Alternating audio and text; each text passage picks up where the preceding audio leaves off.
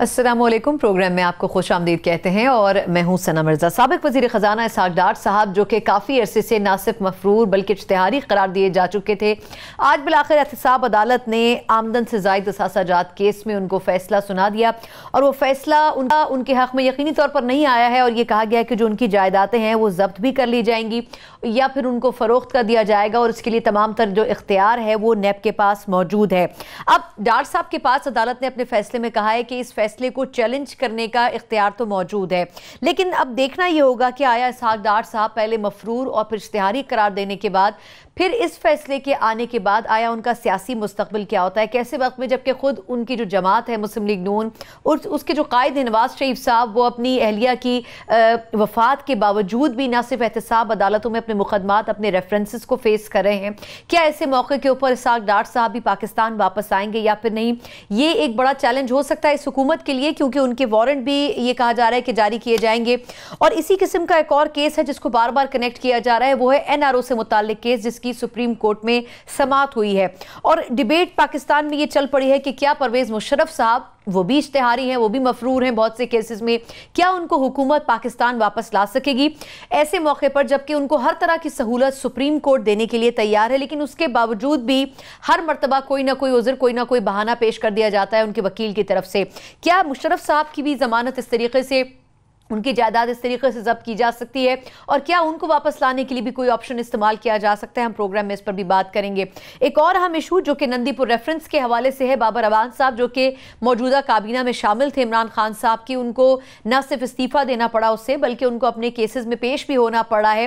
Nandipur reference जिसका सारा मलबा मुस्लिम लीग नून की हुकूमत में पाकिस्तान पीपल्स पार्टी पर डाला गया और पाकिस्तान पीपल्स पार्टी ने उसको मुशर्रफ साहब की हुकूमत के जिम्मे डाल दिया, लेकिन देखना यह होगा कि नंदीपुर रेफरेंस में बाबर अवान साहब से लेकर राजा परवेज अशरफ साहब तक और मौजूदा हुकूमत में शहबाज शरीफ साहब और नवाज शरीफ साहब ने नंदीपुर जो था उसको चलाने की भी एक मौके पर कोशिश की थी, लेकिन जो कॉस्ट बढ़ी और जो तमाम इश्यूज पैदा हुए उसकी सही रिस्पॉन्सिबिलिटी किसकी है वो इस रेफरेंस में इसका तयन किया जाएगा और ये केस भी आने वाले दिनों में काफ़ी अहम साबित हो सकता है। इस केस पर भी हम प्रोग्राम में बात करेंगे और प्रोग्राम के आखिर में वफाक और पंजाब में हम देख रहे हैं कि बड़े पैमाने पर तजावुजात के खिलाफ ऑपरेशन किया जा रहा है, इसकी सताइश तो की जा रही है, लेकिन क्या ये ऑपरेशन अक्रॉस द बोर्ड होगा या फिर सिर्फ उन मखसूस हलकों के खिलाफ किया जाएगा जिनको टारगेट करने का कहा जा रहा है। और सबसे बढ़कर ये कि बार बार ये सवाल किया जा रहा है कि ये ऑपरेशन मुस्लिम लीग नून के दौर में क्यों नहीं किया गया, ये भी हम जानने की कोशिश करेंगे।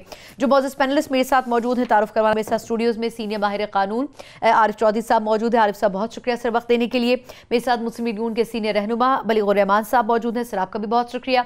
और मेरे साथ पाकिस्तान तहरीक इंसाफ के सीनियर रहनुमा फैसल वाउडा साहब भी मौजूद हैं, सर आपका भी बहुत शुक्रिया। और मुझे थोड़ी देर में पाकिस्तान पीपल्स पार्टी की नुमाइंदगी भी मेरे प्रोग्राम में शामिल होगी। मैं आरिफ चौधरी साहब सर आगाज़ आपसे करूंगी क्योंकि लीगली ओपिनियन आपका से पहले इंपॉर्टेंट है। सर ये बताएगा कि डार साहब पहले मफरूर का होना, फिर इश्तिहारी होना और उसके बाद अब ये फैसला आना, ऑप्शन उनके पास है, वो जा सकते हैं अदालत में फैसले के खिलाफ, लेकिन ये जो फैसला आया है एहतसाब कोर्ट का, ये इंपॉर्टेंट कितना है सर? असल मफरूर ही इश्तिहारी होता है और इश्तिहारी ही मफरूर होता है। तो बात यह है कि ये फैसला बाहर सूरत इसी तरह होता है जब कोई मफरूर हो जाता है, अदालत बेल जंप करता है और प्रोसेस ऑफ लॉ जो है उसको फॉलो नहीं करता, तो उसका फिर ये होता है कि उसे बुलाने के लिए ये एक तरीक़ेकार है CRPC में लिखा हुआ कि आप उसके पहले वारंट निकालते हैं, फिर बिला ज़मानत वारंट निकालते हैं, फिर उसके बाद इश्तिहार निकालते हैं, यानी उसके के ख़िलाफ़ 87-88 की कार्रवाई भी होती है और अगर केस अलहदा ज़्यादा मुलज़म हो तो 512 की कार्रवाई होती है। तो इसमें यह है कि अब होना यही था कि उनके ख़िलाफ़ चूँकि वो इश्तिहारी हैं या तो वो पेश हो जाते, अब भी ये मामला ख़त्म हो सकता है अगर वो अदालत में पेश हो जाए, क्योंकि ये सारी की सारी कार्रवाई बुनियादी तौर पर मुल्ज़म को अदालत में पेश करने के लिए की जाती है और किसी वक्त भी मुल्ज़म अगर आके पेश हो जाए अदालत में, कह क्योंकि that's what the court wants, वो आके कह दे जी कि मैं हाज़िर हो गया हूँ, तो मैं अदालत को का जो प्रोसेस है कोर्ट का और लॉ का उसे मैं फॉलो करूँगा, मैं पेश होता रहूँगा, तो वो सारा मामला तय हो सकता है उसके बाद। लेकिन यहाँ सूरत हाल ये है कि चूँकि उनका मामला इतना सादा नहीं है, यही आपके इस जहाँ मैं बैठा हूँ यहीं हम बैठे थे, मालिक साहब ने एक बात की और मुझे वो भूलती नहीं है। उन्होंने कहा जी कि अगले यानी आने वाले दिनों में इसहाक डार साहब जो हैं वो चले जाएंगे और वो एक अस्पताल में जाएंगे, वहाँ एक डॉक्टर साहब होंगे, नाम तक उन्होंने बता दिया और वो फिर उन्हें एक सर्टिफिकेट दे देंगे। तो यानी इस हद तक ये बात तो लोगों को मालूम थी कि डार साहब ने ये बहाना करके यहाँ से मफरूर होना है, और उसकी कई वजूह हैं। यानी एक तरफ नवाज शरीफ साहब है, वो केस को फेस कर रहे हैं, 100/100 की सज़ा होने के बाद वो दोनों बाप बेटी आए हैं और आके उन्होंने अपने आप को कानून के सुपुर्द किया है, जेल में गए हैं। और जेल की इनकार्सिरेशन किसी के लिए कोई आसान बात नहीं, और ख़ास तौर पर ऐसे लोग जो ज़िंदगी में इतनी तकलीफ़ें ना देखी हों। लेकिन इसहाक डार साहब जो है वो कभी नहीं आएंगे। उसकी वजह यह है कि उनके ऊपर कई जिम्मेदारियां हैं, यानी इस फैसले के बाद भी नहीं आएंगे। उसकी वजह यह है कि आप देखिए सेनेटर बने, उन्होंने हलफ नहीं उठाया, वो किसी सूरत में नहीं आएंगे। उसकी वजह यह है कि अब वरना तो देखें अभी रिलीफ मिल गया, ये भी लोग कह रहे हैं कि उनको अगर बेल मिल सकती है, सस्पेंड हो सकती है सज़ा, तो थोड़ी देर के बाद इसहाक डार साहब को भी वही रिलीफ मिल सकता है। लेकिन इसहाक डार साहब इसलिए नहीं आएंगे कि उनके ज़िम्मे और बहुत सारे मामलात हैं, और वो ख़ास तौर पे नवाज शरीफ साहब के ख़िलाफ़, चूँकि वो वादा माफ गवाह बन चुके हैं ऑलरेडी, और अक्सर लोग उन्हें इस मामले में काफ़ी कमज़ोर समझते हैं। इस वक्त वादा माफ गवाह दो ही चॉइस है उनके पास, या वहाँ वो वादा माफ गवाह रहें या खुद मुजरिम बन जाएं। तो मैं नहीं समझता कि वो किसी सूरत में वापस आ सकेंगे या वो आना चाहेंगे। बिल्कुल ठीक, बिल्कुल ठीक। अच्छा, मैं फैसल बॉर्डर साहब सर आपसे थोड़ा सा मौक़िफ़ लेना चाहूंगी बहैसियत पाकिस्तान तहरीक इंसाफ के रुकन का। सर ये बताइएगा कि पाकिस्तान तहरीक इंसाफ की हुकूमत ने बड़ी कोशिश की है कि जो बैरून मुमालिक में पैसा मौजूद है पाकिस्तानियों का, उसको भी वापस लाया जाए। दुबई से भी बड़ी लिस्टें आ रही हैं, पाकिस्तान के अंदर भी इस पर चेक किया जा रहा है। सर आपके ख्याल में नैब को जो फ्री हैंड दिया गया है, मियां साहब के केस में भी ये कहा जाता है कि नैब उस तरीके से प्रिपेयर्ड नहीं थी, केस कुछ और था, सजा किसी और हवाले से मियां साहब को दी गई। क्या डार साहब के केस में हमारी वजारत दाखिला को इतना एम्पावर किया जाएगा कि वो इनके रेड वारंट निकलवाए, इनको इंटरपोल के जरिए वापस लेके आए?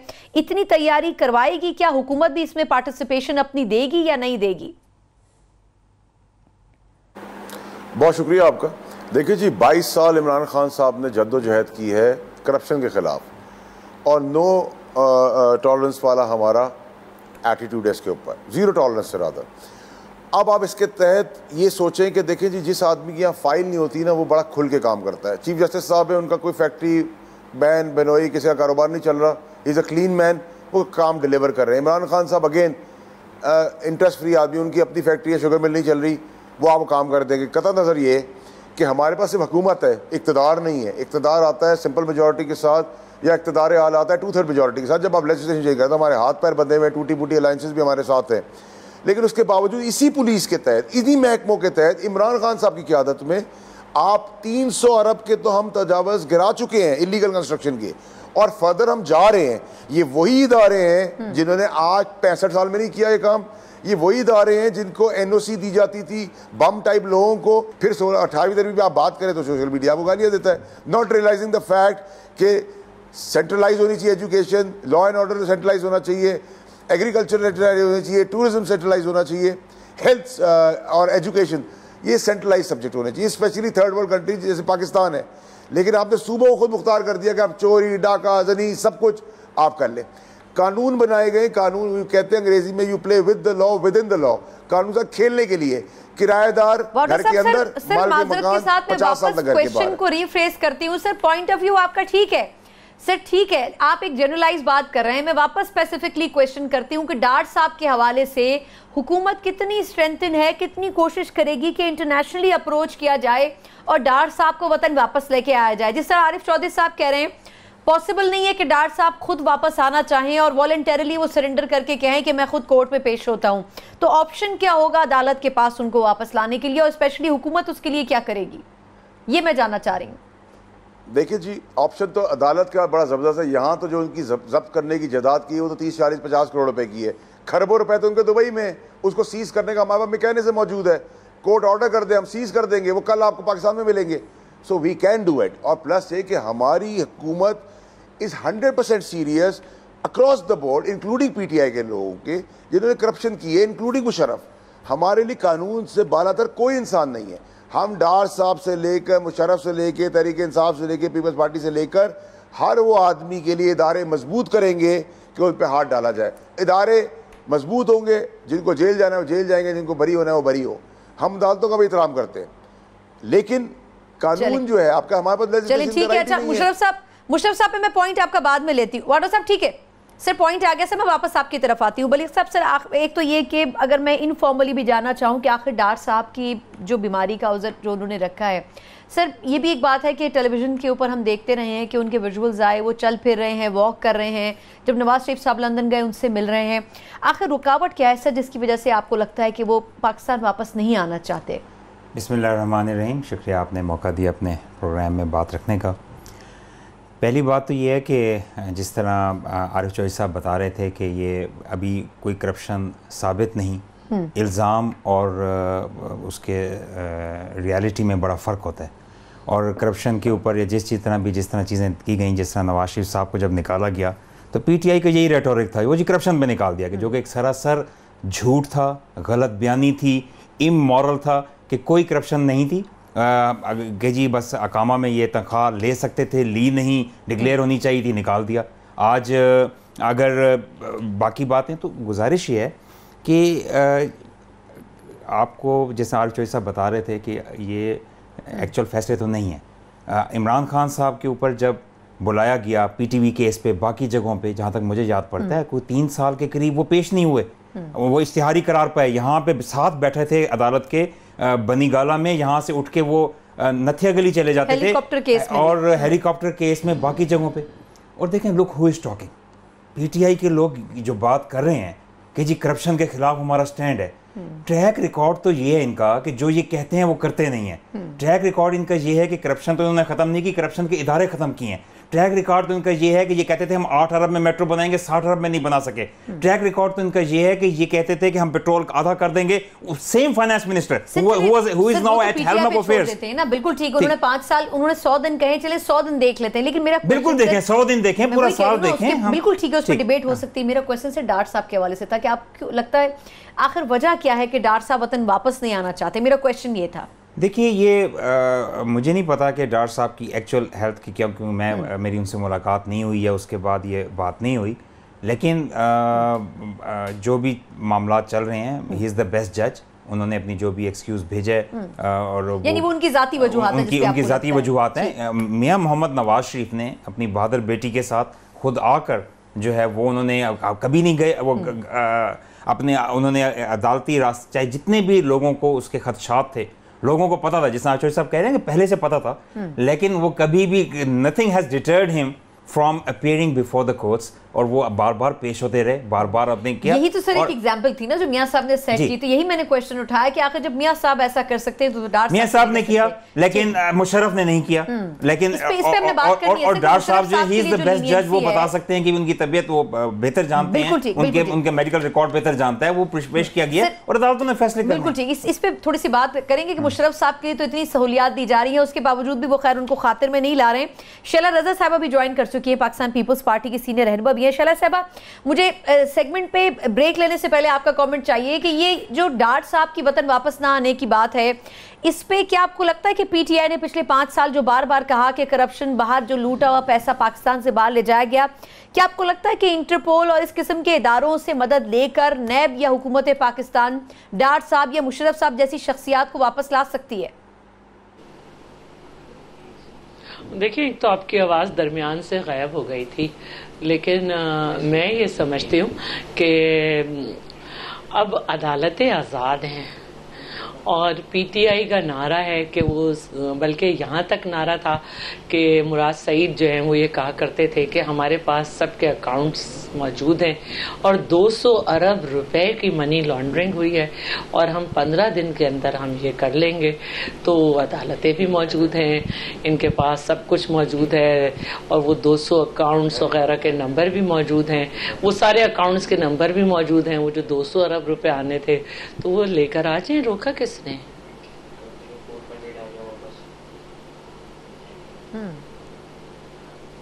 चलिए ठीक है, वैसे पीटीआई के लिए इस बात को, इस क्वेश्चन को छोड़ देते हैं। मुझे एक छोटा सा ब्रेक लेने दें, उसके बाद ब्रेक से वापस आकर डार साहब और जिस तरीके से पीटीआई के पास एक मौका है, इस पर भी बात करेंगे। ब्रेक के बाद हमारे साथ रहिएगा।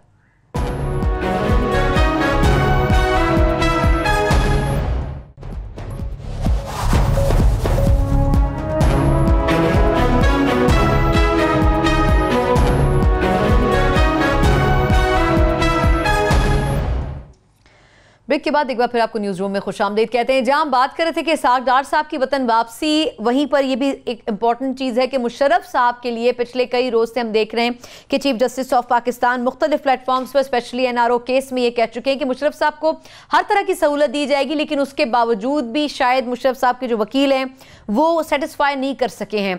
मैं बलीग साहब सर आगाज इस सेगमेंट का आपसे करूंगी। सर ये बताएगा कि मुशर्रफ साहब के ऊपर डिबेट ये होती है कि पीपल्स पार्टी कहती है नून लीग ने उनको जाने दिया, नून लीग कहती है कि जी पीपल्स पार्टी ने उनके लिए राह हमवार की। सर आपको क्या लगता है कि जिस तरीके से हमारे सियासतदान, गिलानी साहब एक मौके पर कह चुके हैं कि 3-4 साबिक वज़ीर आज़म कोर्ट्स में पेश हो रहे हैं, लेकिन मुशर्रफ साहब जैसी शख्सियत पेश नहीं हो रही है। सर क्या सिस्टम में आपको लगता है कि एक डिफरेंस मौजूद है? कभी भी नून लीग ने पीपल्स पार्टी का नहीं कहा कि उनकी वजह से नहीं पेश हुए या उनको जाने दिया गया।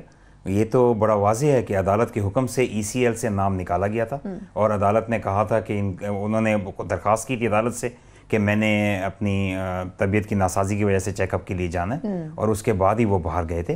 तो उसमें PMLN का कोई डिसीजन नहीं था, अदालती फैसला था। लेकिन उनकी अपनी विल क्या इंपॉर्टेंट नहीं थी? उन्होंने अदालत की बात कही, लेकिन अदालत तो कहीं नजर नहीं आती ना उनकी। वो तो तकरीबात में भी शरीक हो रहे होते हैं, वो मैचेस भी देख रहे होते हैं। अदालत मुख्तार है, अदालत जब चाहती है तो वज़ीर आज़म को गवर्नमेंट के ऊपर फैसला छोड़ा था, अदालत ने गवर्नमेंट पे डिसीजन छोड़ा था। पहली दफा अदालत ने वाज़ेह कहा था कि इसको निकालें, और उसके बाद भी उसको तो बात ये है वैसे माज़रत के साथ उन्होंने सवाबदीद का लफ्ज़ इस्तेमाल किया था कि हुकूमत की सवाबदीद है जो भी डिसाइड। नहीं, मैं नहीं समझता। आप इसको दोबारा रिविजिट कर लें। आपको मैं आरिफ साहब से उस वक्त मैं आरिफ साहब से इस बात पे अगर ये कह रहे हैं कि नहीं है तो मैं इख्तिलाफ करूंगा। आप उसको निकाल लीजिए। आप बड़ा वाज़ेह अदालत ने हुक्मन कहा था कि ECL से नाम निकाला जाए और आप उसको आप देख सकते हैं। तो मेरा ख्याल है कि इसी तरह था और उसमें उसी फैसले के तहत जो है उनको वो बाहर चले गए थे।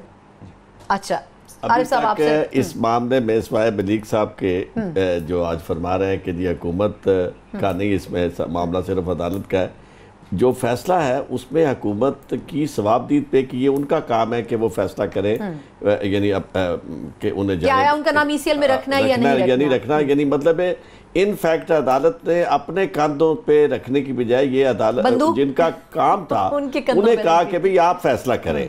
तो अब इस वक्त जो कहा जा रहा है, अगर साथ में उसे शामिल कर लूँ, जो इस वक्त कोशिश की जा रही है, मैं ये समझ रहा हूँ कि मुसलसल जो चीफ जस्टिस साहब कह रहे हैं कि आप आ जाए, आपको हर सहूलत दी जाएगी, उसका मतलब सिर्फ ये है कि ये जो बार बार ये कहा जा रहा है कि जी अक्रॉस द बोर्ड अकाउंटेबिलिटी नहीं हो रही, एक परवेज़ मुशर्रफ है उनके साथ और रवैया है, एक फलां है उनके साथ और रवैया है, तो मैं ये समझता हूँ कि इस मामले में ज़्यादा क्लैरिटी लाने के लिए और इक्वल प्रोटेक्शन ऑफ लॉ और आर्टिकल 25 को सामने रखते हुए अक्रॉस द बोर्ड अकाउंटेबिलिटी के लिए कि nobody is above law, laws are above those bodies, those man, उसके लिए हमारे चीफ जस्टिस साहब ने मुसलसल ये कहा है कि आप तहफ़्फ़ुज़ आपको मिलेगा, और तहफ़्फ़ुज़ इस हद तक कि आप अदालत तक पहुँचेंगे। लेकिन मैं नहीं समझता कि जो मुशर्रफ साहब हैं वो इतने इस मामले में नाइव होंगे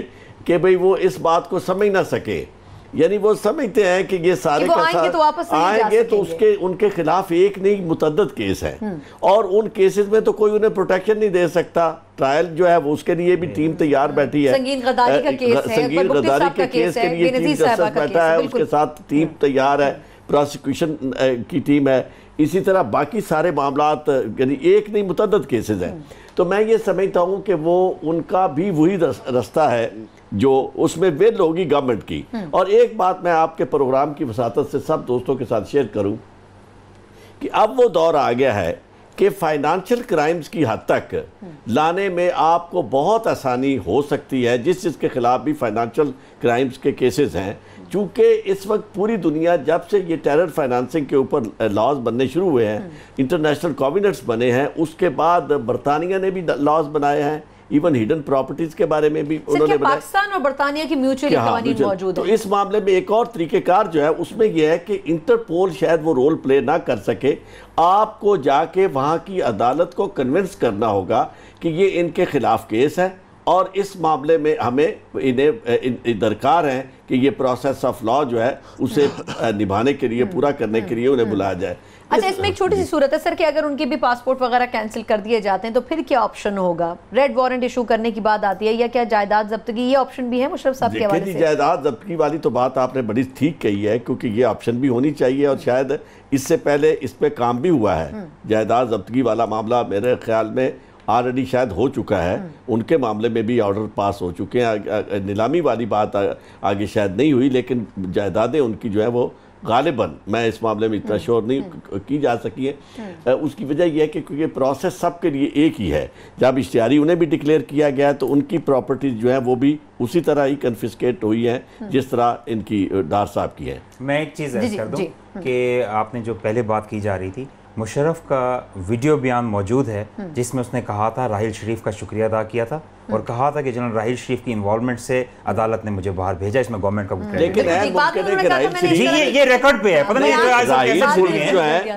वो इनके भी मंजूर नजर थे। राहिल शरीफ को बाद में जो नौकरी मिली वहाँ वो उस दौर में मिली और इनकी वजह से मिली थी, मुस्लिम लीग नून की वजह से मिली थी। 3 साल की साहब ने उनका शुक्रिया अदा कर दिया, डार साहब इनके दिए हुए जहां आपस में। आज वैसे एक बात मैं आज करूं, आज काम आसान कर दिया है इनके एक तर्जुमान ने, राना मशहूद साहब ने तो बता दिया कि हमारा मसला ही हल हो गया। आप ये जरूर पूछें कि राना मशहूद साहब ने जो आज कहा है, उन्होंने कहा जी हमारे मामला ठीक हो गए एस्टेब्लिशमेंट के साथ, और बड़ा रोल प्ले किया है शहबाज शरीफ साहब ने। तो यकीनन ये वही चैनल्स इस्तेमाल हो रहे हैं जिसमें एक ब्रिगेडियर साहब का नाम आया करता था जो इनका बड़ा मंजूर नजर था, लंदन में भी उसका जिक्र हुआ, यहाँ भी हुआ। और दूसरे खुद ये जो है अपने राहिल शरीफ साहब, उनको भी उनके गुड ऑफिस और है भी सऊदी अरब में मौजूद। आपको याद तो आ गया ना कि राहिल शरीफ का नाम कहा कि उनके कहने पे अदालत ने मुझे भेजा, हुकूमत का कोई नहीं भेजा। तो शुक्रिया, आपको ये तो याद आ गया, पहले याद नहीं आ रहा था। शैलेश साहब, मेरा ख्याल है अब आवाज आप तक क्लियर जा रही होगी। एक तो ये कि जो मुशर्रफ साहब के हवाले से केस चल रहा है, इस पर आपका कमेंट चाहूंगी कि क्या नून लीग के दौर में वो केस अपने अंजाम पर नहीं पहुंच सके जो उनके खिलाफ दर्ज हैं? आपको लगता है पीटीआई, जिस तरह आपने अभी कहा कि 200 अरब करप्शन, एहतसाब, इन तमाम चीज़ों की बात कर रही है, तो पीटीआई के पास एक बड़ा मौका है कि मुशर्रफ साहब को भी वापस लाके कम से कम बयान तो दिलवा दे सकें? और दूसरा, जो राना मशहूद साहब का आज स्टेटमेंट था, वैसे नून लीग उसे ओन नहीं कर रही है, लेकिन आपको लगता है कि ऐसी कोई अंडरस्टैंडिंग हो सकती है कहीं किसी लेवल के ऊपर? अच्छा, पहली बात तो ये मैं कहूँगी कि 2 मौके ऐसे आए कि हमें बड़ा एक अजीब सा महसूस हुआ, एक असगर ख़ान केस में और उसके बाद परवेज़ मुशर्रफ के केस में। कि असगर ख़ान केस में भी अदालत अपने तौर पर जो है वो फ़ैसला लेकर कोई कमीशन या कोई जो भी उसने बनाना था वो उसको करना चाहिए था, लेकिन उसने हुकूमत पे छोड़ा। और परवेज़ मुशर्रफ वाले में भी उसने कहा कि वापस लाने की गारंटी करके इन्हें आप भेज दें। तो ये सारी सूरत हाल है। लेकिन एक बात यह है कि परवेज़ मुशर्रफ पे केस कमज़ोर था और आर्टिकल 6 हमेशा A, B, C साथ लगता है, अकेला नहीं लगता, और वो कभी उन पे लग नहीं सकता, क्योंकि वही मुशर्रफ के साथी जो थे वो नवाज शरीफ के साथी थे, वही जजेस जब भी बैठे हुए थे, और वही मुशर्रफ के साथी अब मौजूदा हुकूमत में मौजूद हैं। तो परवेज़ मुशर्रफ सबको प्यारा है सिवाय पीपल्स पार्टी के। और ये कोई ना कहे कि हमने उसे रेड कारपेट दिया था, वो GHQ में रहता था, हमने नहीं दिया था। और उस वक्त जो है ना हमारी तरफ से कोई नहीं गया था, PTV भी नहीं गया था। तो ये मैं अब आगे बढ़ाऊं बात। अब जहाँ तक राना मशहूद की बात है तो ये भी सबको बड़ा वाज़े नज़र आ रहा है कि ना तो मरियम बीबी ट्वीट करती हैं, ना नवाज शरीफ साहब कोई बात करते हैं, और जो लोग ये कहते थे कि इसके बाद इसकी बारी और नवाज शरीफ को यूँ वो भी बिल्कुल चुप हैं। हुकूमत की तरफ से भी लोग बिल्कुल चुप हैं। हुकूमत कहती थी कोई डील नहीं हो रही, वो कहते थे कोई डील नहीं हो रही, लेकिन डील और डील ढलकर एक नया चीज इख्तियार। ये बातें तो पीपल्स पार्टी के बारे में भी लोग कह रहे हैं ना कि पीपल्स पार्टी भी बड़ी खामोश नजर आती है। जब अपोजिशन के इत्तेहाद की बात करते हैं तो पीपल्स पार्टी भी बहुत कॉर्नर पे नजर आती है। अलग कैंडिडेट लॉन्च कर देते हैं। नहीं, मैं ये कहना चाहती हूँ, जी मैं ये कहना चाहती हूँ कि ऑपोजिशन करने का वक्त ये भी आया है, और ये एक कोई एक किसी मकसद की खातिर सारी पॉलिटिकल ऑपोजिशन पार्टी का मिल जाना ऑपोजिशन नहीं है। ऑपोजिशन का अलायंस जो है वो इशू टू इशू होता है। हुकूमत बनाने के लिए अलायंस जो होता है वो मामलात पे होता है, मायदे तय पाते हैं और बहुत कुछ होता है। तो मेरा जो है ना वो ये कहना है कि ये सब देखते हुए एक पार्टी का लॉयल ये कह सकता है कि हाँ भाई कुछ हो गया है, क्योंकि कितने आराम से सब कुछ है। जहाँ तक पीपल्स पार्टी की बात है तो पीपल्स पार्टी रोज़ की बुनियाद पे असेंबली में आ भी रही है।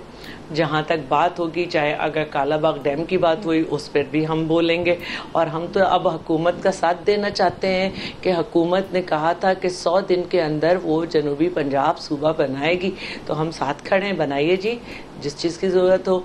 आपने कहा था कि आप जो हैं वो अच्छी कानून साजी करेंगे, तो हम उसमें भी बिल्कुल साथ देंगे, क्योंकि जब हमने एहतसाब लॉ बनाया था तो जब हमारी हुकूमत थी हम 126 थे, हमारा साथ नहीं दिया गया। फिर हमने आपके साथ मिलकर TORs बनाए और कहा कि हम एक लॉ ले आते हैं, उसको उस वक्त भी PMLN नहीं राज़ी हुई। तो हम तो तैयार हैं, हमारा काम है। देखिए ऑपोजिशन का काम हुकूमतें गिराना नहीं होता, वज़ीर आज़म का इस्तीफ़ा लेना नहीं होता, लंदन प्लान करना काम नहीं होता। ऑपोजिशन का बड़ा वाज़ेह रोल है कि जहाँ हुकूमत उन्हें किसी स्टेप उठाते हुए सेपरेट ऑपोजिशन का किरदार पाकिस्तान पीपल्स पार्टी अदा करेगी।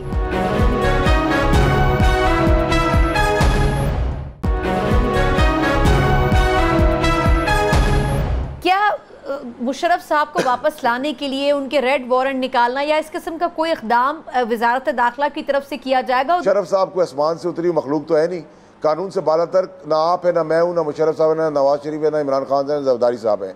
तो क्यों नहीं होगा उनके लिए रेड वारंट?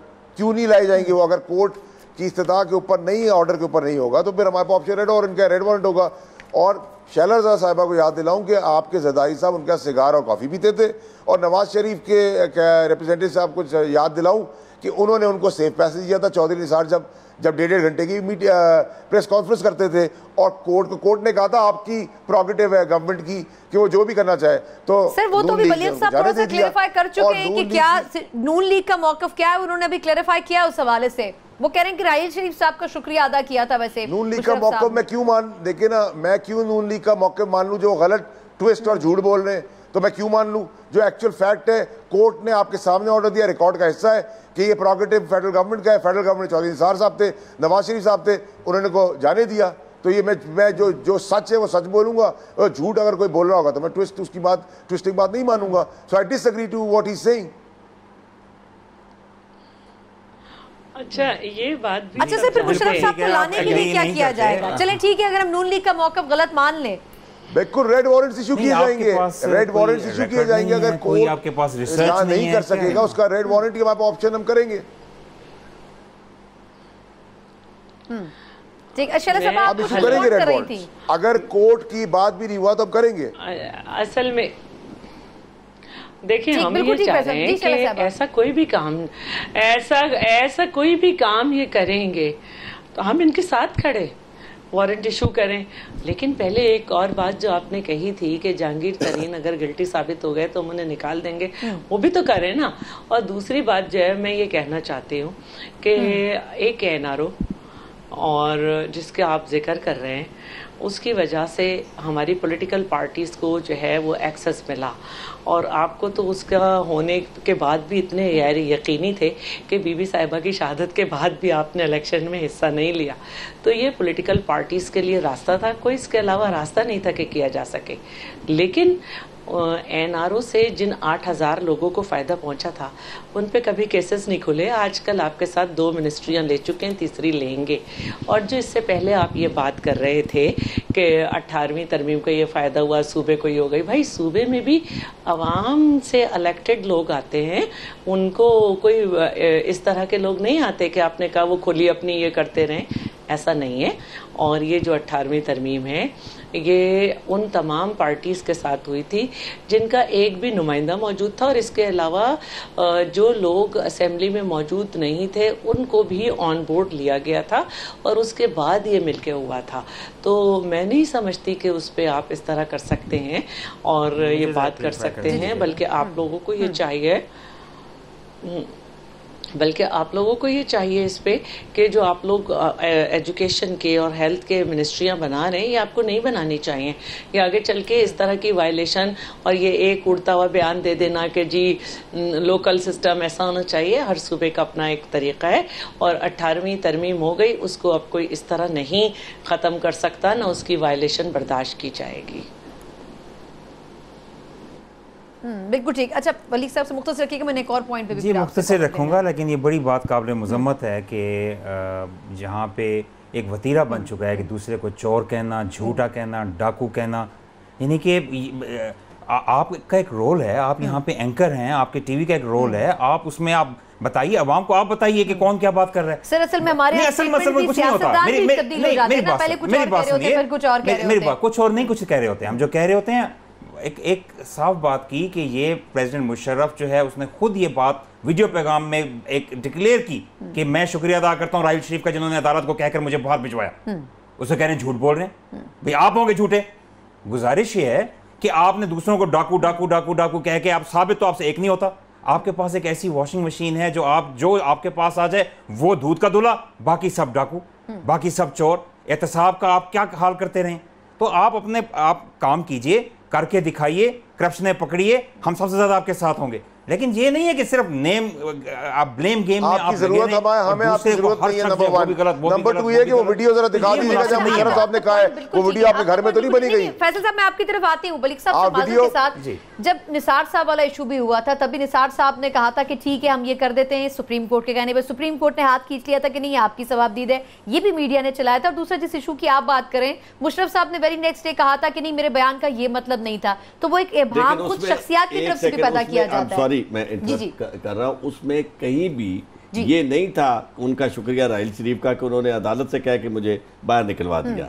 यानी मतलब है उन्होंने मदद कहा भी है तो मदद का कहा जिसे वो बात कोर्ट का ये नहीं है कि कोर्ट को कहे कि नहीं हम इस हद तक अदालतों को मैं ये समझती हूँ यूसुफ रजा गिलानी,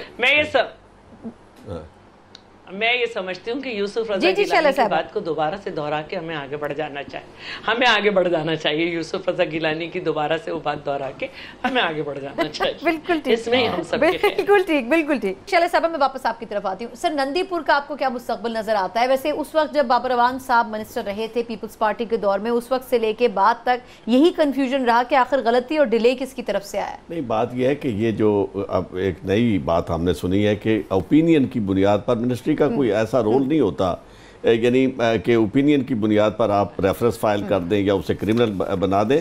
बुनियादी तौर पर इसमें मुझे नज़र नहीं आता कि ये प्रोसिक्यूशन अल्टीमेटली या रेफरेंस कामयाब हो। उसकी वजह यह है कि प्रपोजिशन ही दुरुस्त नज़र नहीं आ रही। यानी एक ऐसा केस बिल्ड करने की कोशिश की जा रही जिसमें आप देखें कि अगर वहाँ मिनिस्ट्री के पास आता है, मिनिस्ट्री ऑफ लॉ के पास, तो मिनिस्ट्री ऑफ लॉ ने ओपिनियन देने से पहले बाकी बहुत सारे इदारों से उनका इनपुट है। 2011 में कमीशन भी बना था ना जस्टिस अहमद हुसैन जाफरी साहब की सरबराही में, तो उसमें क्या इस हवाले से कोई भी या कोई उसमें पॉइंट्स नहीं दिए गए होंगे कि इन चीजों के ऊपर फ्लॉज मौजूद हैं, उस पर अमल दरामद क्यों नहीं हुआ? हाँ वो उसका तो जिक्र ही नहीं आया। और फिर ये है कि यहाँ बदकिस्मती ये हो रही है सारे केसेस में, जो मसलन JIT की रिपोर्ट है तो उसे अदालत तस्लीम नहीं कर रही, वो कह रही है कि जी JIT और है और नैब और है। इसी तरह रहमत जाफरी कमीशन है तो उसको बुनियाद बना के जो फैसला किया जा सकता था, ये से आगे प्रमोट किया जा सकता था, उसमें 7 साल लगा दिए हमने। उसमें 7 साल 2011 के कमीशन इसी वजह से आप देखें ये जो इस वक्त नैब की पोजीशन है ना वो यही है। चीफ जस्टिस साहब ने बड़ा बरमला कहा कि आपकी गलतियों की वजह से, आपकी नेग्लिजेंस की वजह से बातें सारी कोर्ट पे, आप देखें ना कोर्ट अगर कोई ऑब्जर्वेशन देती है तो हम बैठ के उसके बारे में बातें करते हैं कि जी कोर्ट ने ये कर दिया, कोर्ट ने वो कर दिया, लेकिन कोई शख्स पीछे नहीं जा रहा होता। उसकी वजह के सबके सामने रेफरेंस तो नहीं मौजूद होते कि रेफरेंस भेजने वाले किस तरह के रेफरेंस भेजते हैं। तो इसी तरह मैं ये समझता हूँ कि इस वक्त बहुत बड़ी जिम्मेदारी वाडा साहब से भी मैं ये गुजारिश करूँगा कि आप आने वाले दिनों में हलफ उठाने वाले हैं, आप कोशिश ये करें कि इनको भी साथ लेके चले मोहब्बत से। ये अगर आपने कोई सर उनको पेश की मुबारकबाद भी दे देते हैं। मैं एक छोटा सा वक्फा ले लूं, चौधरी साहब एक छोटा सा वक्फा ले लूं। पाकिस्तान तहरीक इंसाफ बहुत से लोगों की राय है कि अभी भी सही मायनों में हुकूमत के मोड में नहीं आ सकी है, अपोजिशन के मोड में नजर आती है। थोड़ा सा सब्र तहम्मुल जरूर रखना होगा, क्योंकि अपोजिशन की जितनी भी जमातें हैं जाहिर सी बात है वो अपनी रिजर्वेशन जरूर सामने रखेंगी। बिलावल साहब आज भी ये बात कह रहे थे कि अगर तहफ्फुज़ात नहीं सुने जाएंगे तो फिर अपोजिशन किसी मामले में शायद सपोर्ट नहीं कर सकेगी हुकूमत को। एक मुख्तसर वक्फा, उसके बाद विफाक और पंजाब में तजावुजात के खिलाफ जो ऑपरेशन किया जा रहा है इसका क्रेडिट कहां जाना चाहिए और क्या इससे कोई फर्क पड़ेगा, इस पर बात करेंगे एक ब्रेक के बाद। हमारे साथ रहिएगा।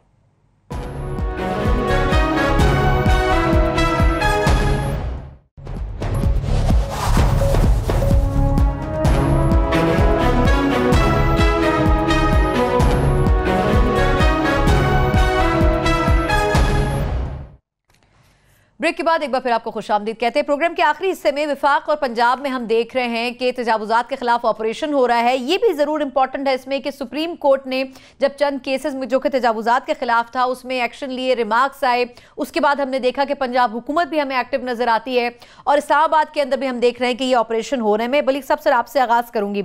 सर खुद चीफ जस्टिस ने भी ये कहा है कि जब हम कुछ इनिशिएटिव ले रहे हैं तो हमारे पीछे पीछे हुकूमत चल रही है। सर क्या हुकूमत को एक लगता है आपको कि एक फ्री हैंड मौजूद है, और क्या पिछले दौर में इन चीजों के ऊपर काम क्यों नहीं हो सका था उस तरह, और अगर हुआ था तो वो ऑन रिकॉर्ड क्यों नहीं आ सका था? देखिए हमारे दौर में भी तजावुजात के खिलाफ ऑपरेशन हुए, रेलवेज़ के अंदर भी तजावुजात के खिलाफ ऑपरेशन हुए, और कई जगह ऐसी भी थी जहाँ पे स्लम्स बन जाते हैं शहरों के बाहर, पूरी दुनिया में होते हैं, और इंतहाई गरीब तरीन लोग एक एक मरले दो दो मरले की जगहों पे अगर वो किसी तरह वो सेटल हो गए हैं और ब्रूटैलिटी से जाकर उनके अगर घरों को गिराने के लिए कोशिश की जाए, एक तजावुजात की किस्म वो है, और एक तजावुजात की किस्म वो है कि कीमती सरकारी ज़मीन के ऊपर प्लाजे बना के अरबों करोड़ों रुपए के और उसके ऊपर खड़े किए जाएं। तो मैं समझता हूँ कि हमारे दौर में काफ़ी काम हुए हैं, और काफ़ी जगहों पे इस्लामाबाद में भी मिसालें मौजूद हैं कि सेक्टर्स खाली कराए गए, चीज़ें की गई। अभी आपको लेकिन 100% जो कर रही है वो होना चाहिए। देखिए तजावुजात के खिलाफ जो है वो बिल्कुल होना चाहिए, तजावुजात के हम बिल्कुल हक में नहीं हैं, और हुकूमत जो है उसमें अगर काम करेगी तो अच्छा काम होगा, लेकिन उसमें साथ साथ ये भी ख्याल कर लेना चाहिए कि अगर कोई इंतहाई गरीब तरीन इलाके ऐसे हैं जहाँ पे लोगों का शेल्टर का मसला है और इस्लाम ज़ैन, उस पर ज़रूर उसमें, और इन जिन लोगों ने मुजरमाना तौर पर अगर कहीं पे कब्जे किए हैं और अपने प्रॉफिटियरिंग के लिए और अपने मुनाफा नजी के लिए, तो उसमें थोड़ा सा जरूर ख्याल कर लें। और यहाँ ये जो F7 के ये जो F11 और ये G11 वाले इनका फर्क जरूर होना चाहिए, ये आप कह रहे हैं। चलें जी, और मेरे पास इस्लामाबाद में तो फिर भी कुछ और जगह है, लेकिन बाकी आप जगहों पे देखें कि जहाँ शहरों से बाहर करके बहुत देहातों के करीब अगर किसी जगहों पे कुछ है, लेकिन पहले उसको भी हम, लेकिन लैंड माफिया को खत्म होना बड़ा जरूरी है, बहुत जरूरी है, और उसके खिलाफ जो काम है उसको मैं समझता हूँ कि तमाम अपोजिशन सपोर्ट करेगी अगर अच्छे तरीके से। बिल्कुल ठीक। अच्छा फैसल बावड़ा साहब से लास्ट कमेंट लेना चाहूंगी आपका भी कि ये जो तजावुजात के खिलाफ ऑपरेशन है बहुत अच्छी बात है, हो रहा है, अप्रिशिएट भी किया जा रहा है। सर इसको इसी स्विंग में रखा जाएगा, या जिस तरह चीफ जस्टिस कह रहे हैं कि हमारे पीछे पीछे हुकूमत हमारे ही इक़दाम को आगे तौसी दे रही है, तो क्या आपको लगता है कि गवर्नमेंट वेट कर रही है कि सुप्रीम कोर्ट कहीं या अदलिया इंटरवीन करे और उसके बाद उसमें गो अहेड मिले, या कुछ चीजें खुद से इंडिपेंडेंटली भी पंजाब हुकूमत या फेडरल हुकूमत करेगी?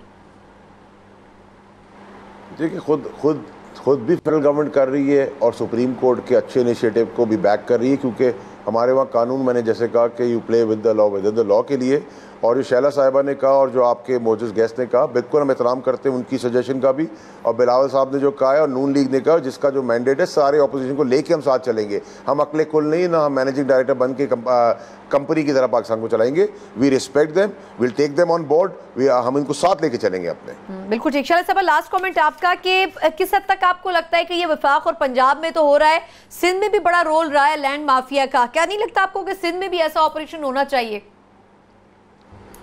अच्छा मैं ये कहना चाहूँगी कि जिसका जो काम होना सराहना चाहिए, पहले वज़ीर दाखिला पंजाब के थे, उनका नाम राना प्लाजा पड़ गया था, बहुत सारी तजावुजात पे काम हटाने पे हुआ था। सिंध में भी बहुत शुरू हो चुका है। सिर्फ डिस्ट्रिक्ट ईस्ट में 476 शादी हॉल थे, जिसमें से सिर्फ 6 रजिस्टर्ड थे। सोचें कितने सारे गिराए गए हैं। और इतना सिंध में तो कराची के अंदर ख़ास तौर पर चाइना कटिंग सब जानते हैं, कौन किस पार्टी में उसका खालिक मौजूद है, किन लोगों ने की, और बहुत ज़्यादा इस पे काम हुआ है और इंशाल्लाह करेंगे भी। सबकी सपोर्ट चाहिए होती है क्योंकि अभी भी हम देखते हैं कि पूरे फ्लैट्स के प्रोजेक्ट बना दिए कब्जे की ज़मीन पे, उनको खाली कराया जाए तो पॉलिटिकल पार्टीज़ जो हैं वो एक पूरा सिस्टम लेकर निकल आती हैं कि हम इनका साथ देंगे।